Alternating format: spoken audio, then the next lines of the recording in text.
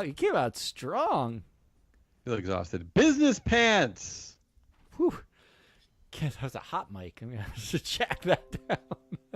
Well, that's what pre-production's for. That's Matt Moscardi. I'm Damian Rollis. And Emma is lurking by. Yeah, Emma is. She's in the back somewhere. Emma the lurker. That's a weird way to call it, though. We are Free Float Media. It is November 9th, 2020, Monday. A very happy Monday for half of the United States. More than half, let's be honest. Slightly more than half. Very slightly more than half. No, I think the children are happy because their parents are happy. So, what's going on there, Matt and Emma? Anything? You got anything to say before I begin? Do I have anything to say? Does Emma have any? I don't know if Emma has anything to say, but no, she's definitely not. Can I just say that I am exhausted from last week. I mean, it's just exhausting being here in this country. So, well, now you get to talk about it for a half hour. Yeah. That's basically all we have to talk about. That's the worst thing I've ever heard. All right, let's do it then. Today's basically we're going to talk about the coronavirus because that has not gone away despite what your candidate said, Matt. I know your side of the aisle pretends that the coronavirus doesn't exist anymore. I like that we pretend that I have a side of the aisle. And then we're going to just talk about all things presidential that go along with the election, the coronavirus, whatever. Ready? Let's just get into it. I want to talk. I don't want to talk about presidential. I want to talk about corporate America hiding under the president. Let's just start at the top with. Let's actually not talk about the president. Let's start about Pfizer. Oh yeah. So Pfizer said that the COVID vaccine is more than 90% effective. All right. So this was, you and I in pre-production agreed. This has to be top 5 corporate moves of 2020, right? Yeah, you're teasing a later story, but if you want to get to it now, we can go right to all of our big. Do you want to go right to our big wins? I want to just call it because this is such a smart play. I've not heard of a smarter play this year. I feel like let's do all the wins and then we can choose. Yeah, let's go right to wins. So there was a bunch of environmental, social, and governance wins this week due to the coronavirus and the elections. But you're right. The number one win for corporate America and for CEOs has got to be Pfizer CEO Dr. Albert Bourla, who very wisely held back any COVID-related vaccine information till after the election, because no matter who won the election, there's no way anybody would have believed if he had announced this before the election, right? Nobody. It's pure brilliant. It's so it's understanding that if you announce anything before the election, it looks like a political, it looks like you're backing Trump. It looks like a stunt. It looks like a stunt, and it just looks terrible because you then the half of the country that ends up voting for Biden says we don't trust Pfizer, which is the last thing you want from a brand value perspective. And that's the half of the country that will take the vaccines. Yeah. Not necessarily. Actually, the anti-vax movement is more educated liberal than it is. Oh, wonderful. Yeah. Sounds educated. But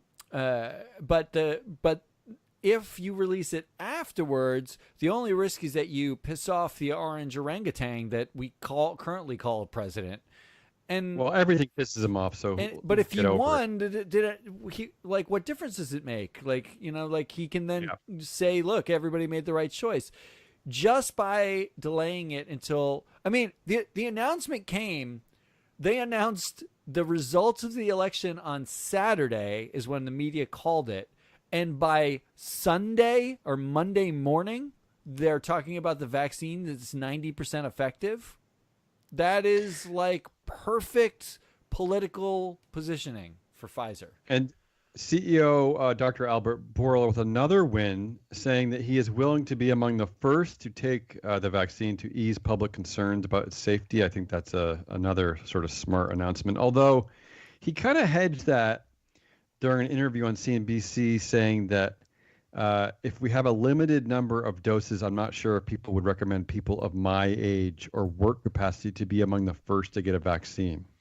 Isn't he just saying, So, though, that I'm young and don't need it? yeah, but I think don't walk it back. Just be the first one and be like, look, I'm not dead. Right? If that's your pitch. If you're the CEO of Pfizer, don't you think they have enough Like he can take a vaccine? Well, they're saying they'll only have like 10 to 15 million doses. That if they get, so they have to go through an emergency approval. I don't want to hear this. He's the CEO of Pfizer. Let him take the first one. Who cares? So now there's 4,909,000. Whatever. Come on. So, Pfizer, just from like if we're going to do ESG wins and fails, just from an ESG standpoint, Pfizer is one of the poorer performers, according to the mothership. You know that, right? Like, I don't want to talk about the mothership and their opinions of Pfizer. Okay. Cutting you off. Pfizer has distanced itself. I'm sorry, but we don't work there anymore. And no despite us begging them daily for us to come back, they don't want us back. Well, I know they don't want me back. They probably take you back. No, I don't think so. Pfizer has distanced itself from the U.S. government's coronavirus program rolled out under Trump called Operation Warp Speed, right? The operation had promised Pfizer about $2 billion to deliver 100 million doses.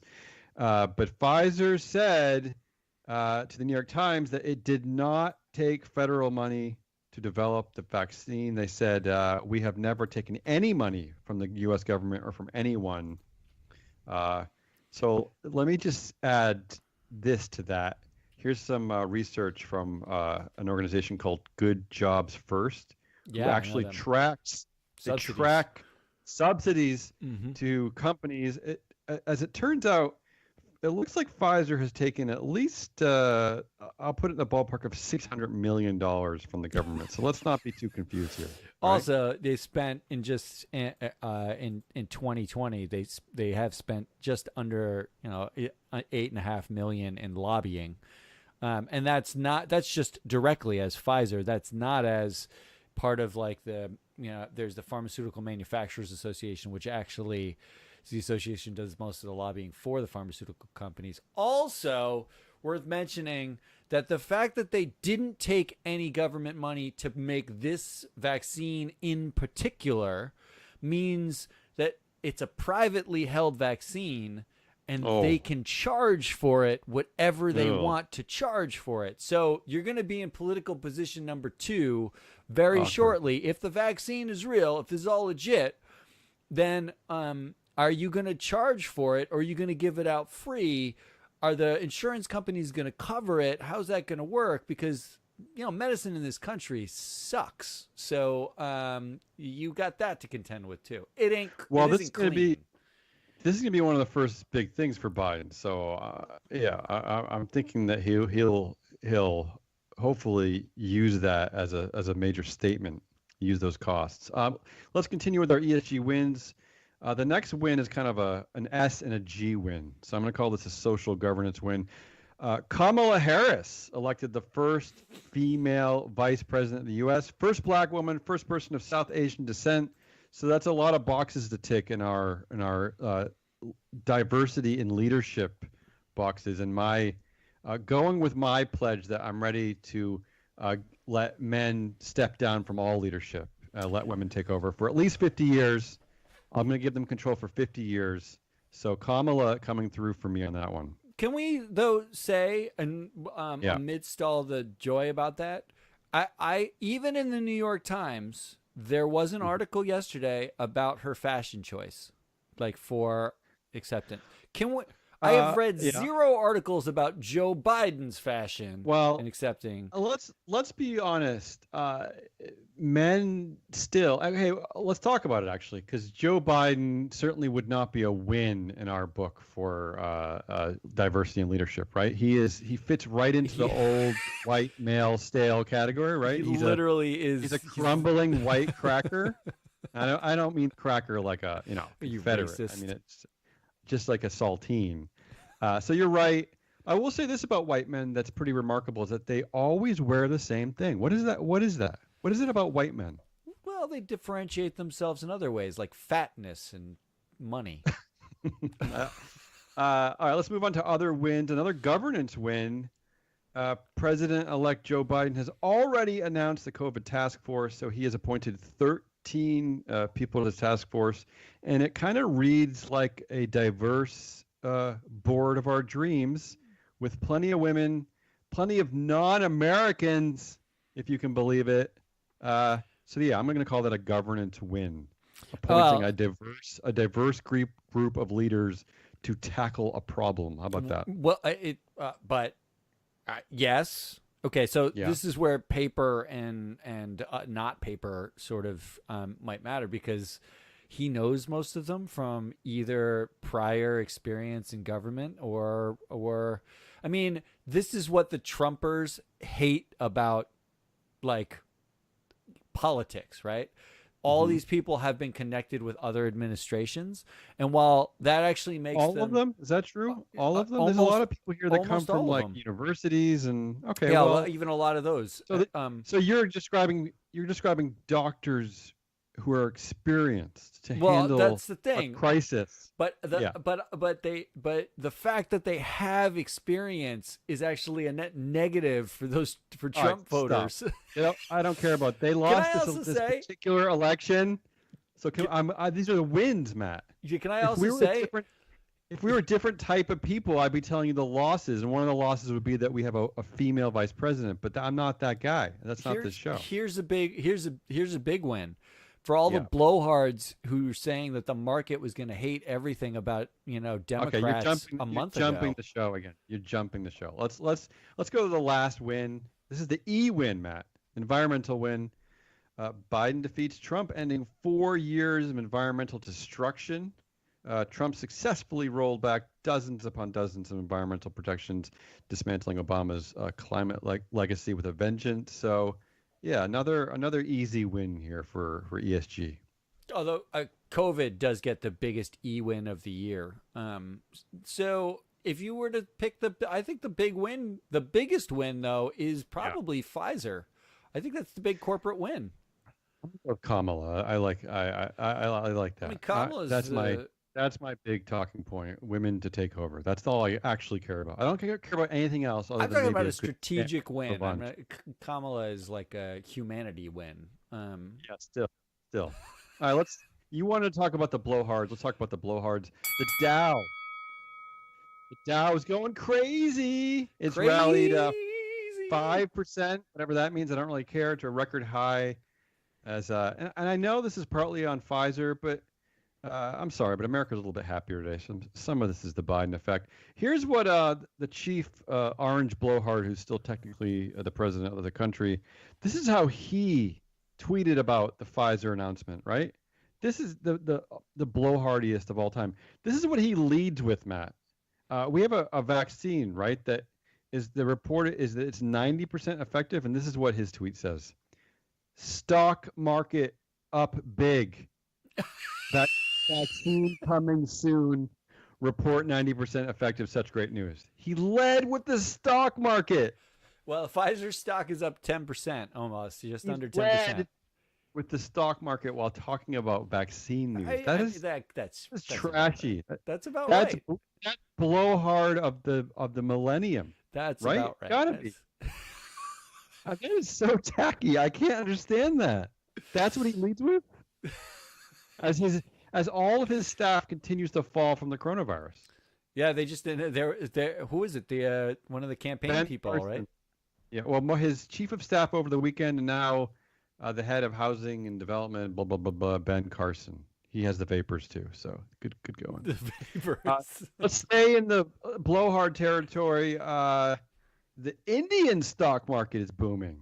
I'm going to give that that's another win for Kamala there. Indian Americans, all very pleased, of course. How about this?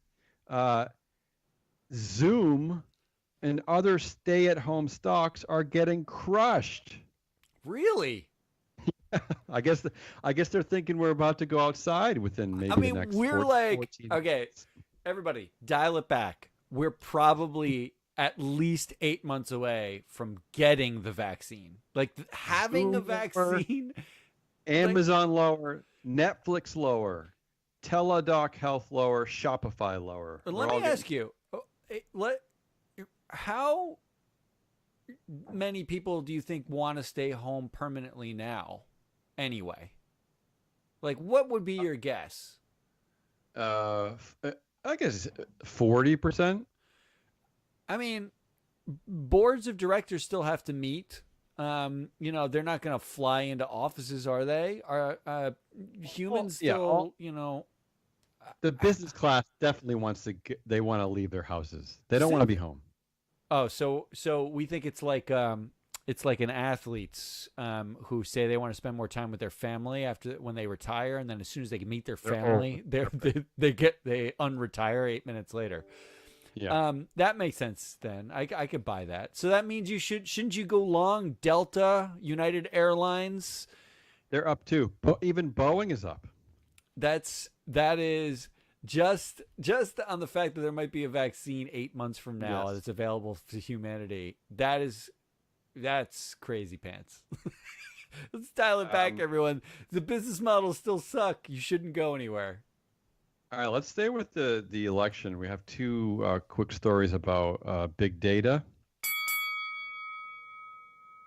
First of all, Trump, you know, soon to be ex-president Trump, a one-term loser, will lose his Twitter privileges as a world leader on January 20th, meaning he could get banned just like the rest of us. A world leader account on Twitter means that they are granted certain exemptions when they break Twitter's guidelines because the platform considers their tweets to be in the public interest. So he might be really just silenced forever soon because he's going to mess that up. No, they will never take him off.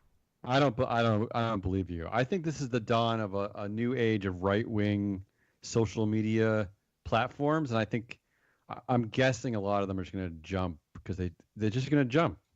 There is a 0% chance that Twitter would cede what is effectively their largest money-making device in Donald Trump's tweets to parlay a social media network with 100 people on it who all are from the alt-right.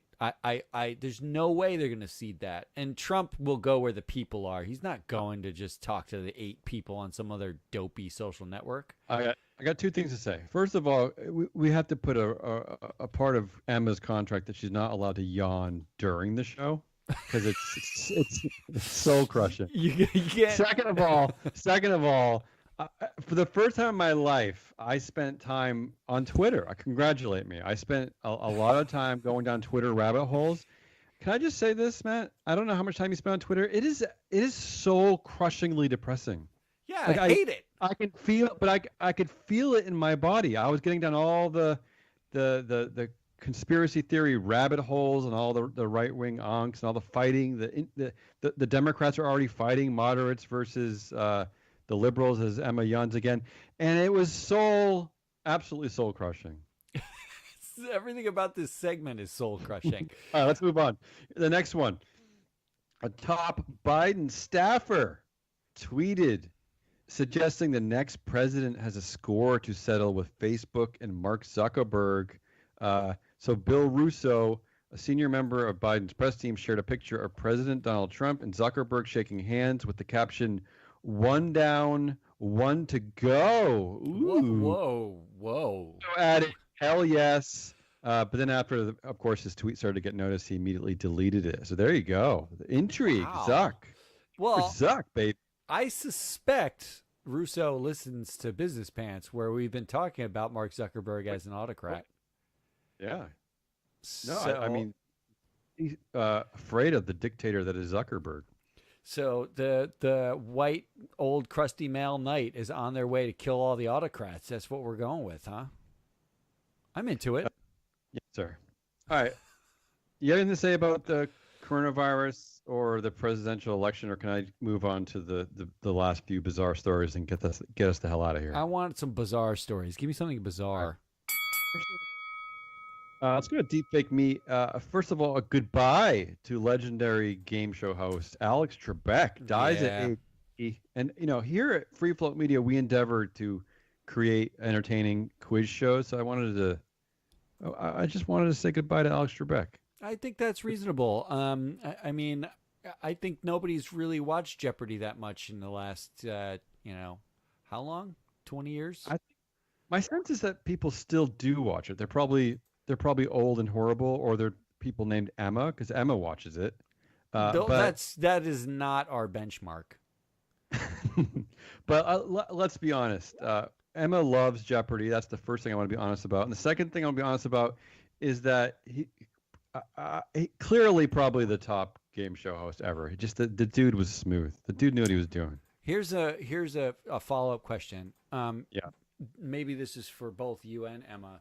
Do you think that the death of Alex Trebek will be the launch point of NBC's Peacock streaming service when they put 40 years of Jeopardy on Peacock for you to watch? That's a good question reruns. for Emma.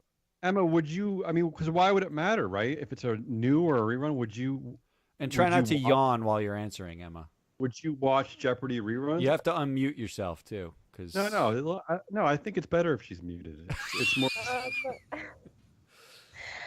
First of all, I'm sorry I'm yawning. My blood sugar is very low. I feel the need to defend myself there. I haven't eaten at all today, and I'm hosting the show, and you're like sitting. You're sitting in a Hilton, in the middle of downtown Boston, and you can't stay awake. All right, keep going. That really proves that you do not understand where I live, considering that you think I'm in downtown Boston. That's where the Hilton is in my head, so I don't know. Well, my opinion about Jeopardy is maybe this is sort of messed up to say, but here we go.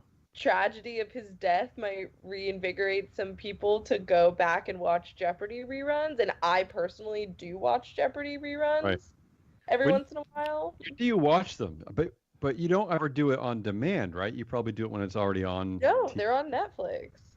They're on Netflix. Oh, Peacock already ceded its territory to Netflix. Netflix is always one step ahead. They knew Trebek was going to die soon. He was dying. At least I think so. I'm pretty sure.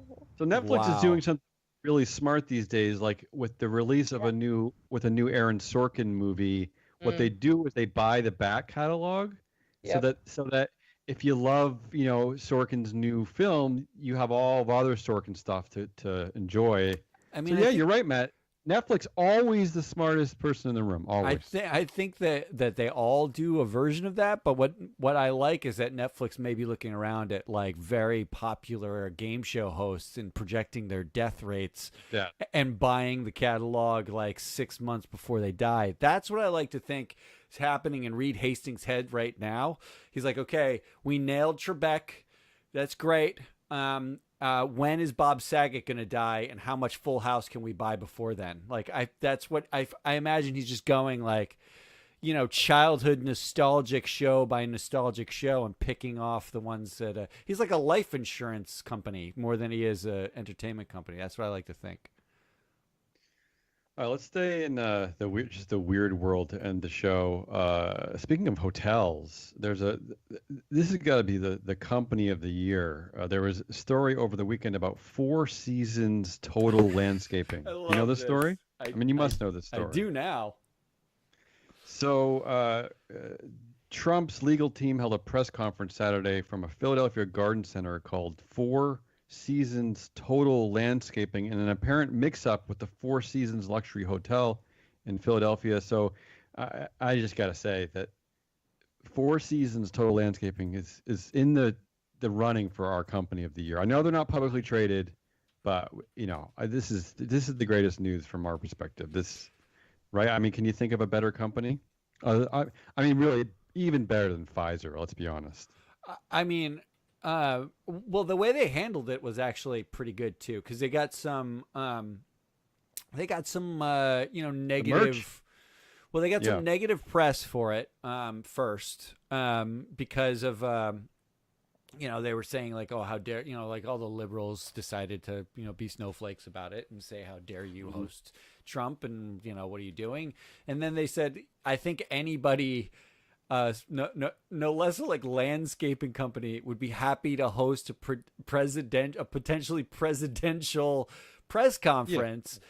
And the best part about it was like they have one store and it's like next to a porn shop, and it's like it's a crematorium next to a porn, like a bookstore or shop. I don't even know what it is. It is the most bizarre thing. I thought it was an Onion article when it got circulated to me the other day. And I just didn't believe it. I just was like, this makes no sense. This is something that someone photoshopped. But now you can actually, you can buy, I put it in order, $25 for a 4 Seasons Total Landscaping t-shirt. You can remember the moment when Rudy Giuliani stood in front of a porn store and the Trump campaign came crumbling down. You can remember that moment without having to say, you know, like I'm a Republican or a Democrat or Biden versus Trump or anything like that. You just go out and buy 4 Seasons Total Landscaping shirts. Not only will you help a small business, but you can be in on the inside joke. I think it's brilliant, especially because 4 Seasons, the hotel, is owned by a billionaire. So this is much more entertaining. I'll say this about the hotels. That the story I heard is the reason why they ended up at Total Landscaping is that the hotels said no thanks. They didn't want anything to do with it. Yes, the hotel did say no thanks. The hotel is owned by a Chicago-based private equity firm, I think. That actually good for them. That actually is part owned or is owned. It's the chief CIO of the Gates Foundation. They run it through Cascade Investment. They own the 4 Seasons. So in case do they own 4 Seasons Total Landscaping? That's the more important. Honestly, it might be the best purchase they ever made. I think Free Float Media should be. Oh, P.S. In case you out there are wondering, Free Float Media will be hosting at some point a press conference in front of the Taj Mahal restaurant in Danbury, Connecticut soon to announce everything that we have coming that's special or unique, because we just want to evoke the Taj Mahal by standing in front of an Indian cuisine restaurant, hopefully in a strip mall, but I can't guarantee that. All right, let's end the show. I got one more story. You do? All right. Oh, look at you! That was you swiftly faded out of the theme song and went back to the bell. Look at that! I'm seamless, baby. I'm seamless. So it's November, which means that even though we've been shopping steadily since COVID hit back in February, March, it's holiday shopping season, Matt. So I'm going to leave you with this. It's the perfect headline for 2020 for Amazon, for just who we are as a people. Here's the headline. 42% of Amazon's reviews might be unreliable. There you go. That's it. That's all I got. Business Pants. Monday, November 9th, 2020. The first show under the new regime of President-elect Joseph Biden. Thank you. Thank you, America. I will tell you this right now. 100% of what Damien says might be reliable. Might be. Unlike Amazon. I am Matt Mascardi. That is Damien Rawlis. We are Free Float Media. There's also Emma Damakosh here, who say hello, Emma. Say goodbye, Emma. Is our associate producer. No, actually, go back to bed. Lay back down in your Ramada Inn. We are coming at you with more and more content. Last week, honestly, was difficult to create content for everybody. So this week we're going to try to be back on it. We do have the new show on Thursday. We got approval for an account, a trading account.